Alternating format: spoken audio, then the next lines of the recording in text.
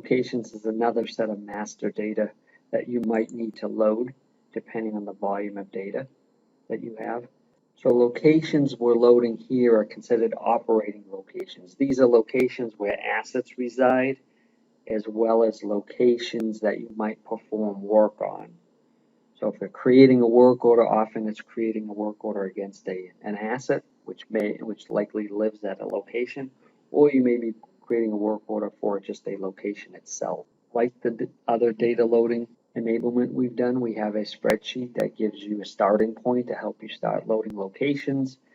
You can see it here, this sample row of data, a relatively small number of fields.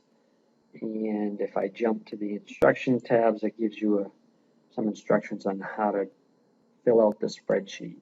If you look at the columns, basically it's a location with a short and long description.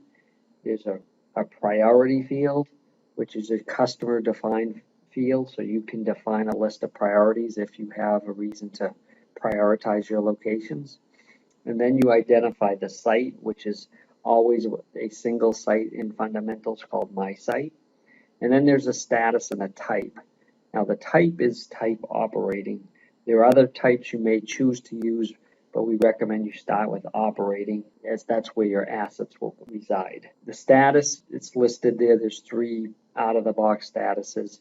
When you're ready to use a location, if it's ready to be used as soon as it's loaded, you would set the status to be operating. One thing to point out here is locations. These are operating locations. They are not inventory locations. That's a separate application, and those could be loaded up through the application. So if I jump back to my data, I'm going to just load a simple row of a new location with a priority of 1 and a status and type of operating. So once I've updated my location spreadsheet, I will save it first as an Excel file, and then I'll do a save as and save it as a CSV file, which is the file I'll use to import.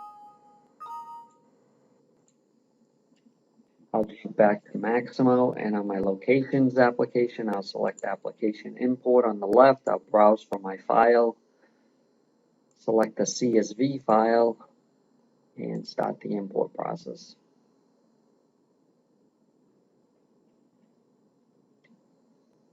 It imported my 1 record, and you can see it here, new location 1, type operating, status operating.